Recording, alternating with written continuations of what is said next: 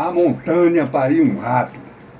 O incrível escândalo, mega escândalo que encolheu.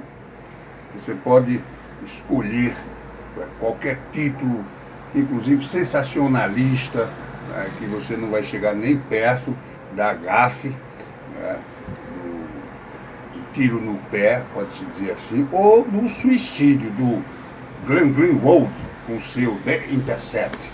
Ele tentou criar um factoide, uma situação inexistente no país,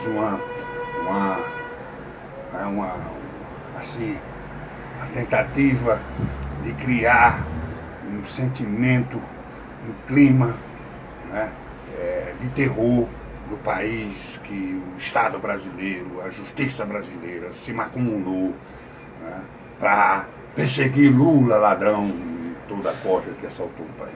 Uma coisa é a gente ver a justiça agir para beneficiar bandidos, como a gente tem visto no Supremo Tribunal Federal, principalmente, e etc. Né, e etc. Agora, a justiça criar um expediente, né, específico para perseguir um juiz de primeira instância e todo o resto da justiça, a hierarquia da justiça, né, segunda instância, terceira, quarta instância, ficaria assistindo e deixaria alguém brincar com a vida alheia, com a justiça brasileira, é inadmissível. Então, para desmoralizar de vez esse indivíduo, né, o Glenn Greenwald, a gente entende que ele tem os sentimentos dele, que ele é casado com um brasileiro, mora no Brasil, ama o PSOL, ama a esquerda, é um agente das esquerdas no mundo todo, tudo bem. Agora, interferir na vida nacional, aliado com criminosos, hackeando autoridades brasileiras, né, atentando contra a segurança nacional, aí passa de todos os limites. E para finalizar, né, com esse sujeito, nada melhor do que um conterrâneo dele, né, um norte-americano e mais qualificado do que ele, né. Trata-se do professor Trata-se do professor Matthew Stephenson. É isso mesmo, Matthew Stephenson. Né? Professor Matthew Stephenson, professor de Direito da Universidade de Harvard, nos Estados Unidos, que denuncia, né, essa atitude, esse movimento do seu conterrâneo aqui no Brasil, e ele fala que uma coisa é o jornalista que consegue, né, documentos legais que o governo não quer divulgar, que autoridades não gostariam que viesse a público, né, e o jornalista vai lá e publica e protege sua fonte, etc. Outra coisa é você publicar material de crimes, né, como o hackeamento de autoridades do país, como é o caso aqui do Sérgio Moro, do Dallagnol e de tantas outras autoridades, e ficar usando esse material criminoso, né, para chantagear, para a obtenção de outros objetivos, que não do interesse público, até porque é um material roubado. O pessoal do antagonista, inclusive, acabou de publicar uma matéria, né, condenando esse tipo de imprensa.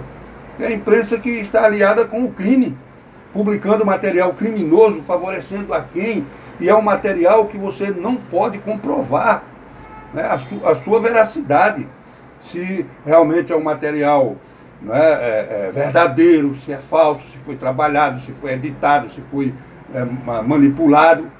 Então é disso que se trata, né? É preciso que a justiça brasileira, as autoridades brasileiras, principalmente o povo brasileiro, é o povo do bem, né? Porque o povo do mal está aí mergulhado nessa fantasia. Isso é uma histeria, né? Perdão. Isso é uma histeria artificial que foi criada pelas esquerdas aqui no Brasil, né? E mantém um percentual da população, né, que é alienada, que vive sob a égide dessa histeria.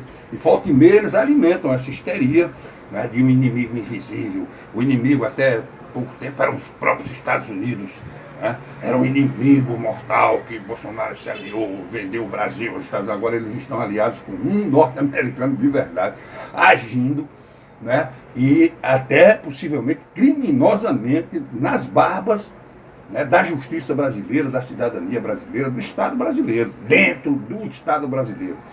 E a gente sabe que o crime internacional tem os seus tentáculos aqui no Brasil e tem seus interesses. O Brasil sempre foi a maior fonte de renda do crime internacional. Ora, bilhões e bilhões de dólares saindo daqui pelo ladrão, saindo até de forma oficial do próprio BNDES, né, assinado por o Lula, ordenado por o Lula, por a Dilma, para as mãos de ditadores, de terroristas internacionais. E recebemos vários terroristas aqui em nosso país, já denunciei isso, todo mundo sabe. Então, é disso que se trata, né? Eu acho que caiu por terra, né? Esse Glenn precisa ser responsabilizado, né, e penalizado por os crimes que ele está associado e cometendo aqui no Brasil. Como diz o próprio ministro Sérgio Moro, os crimes estão em andamento,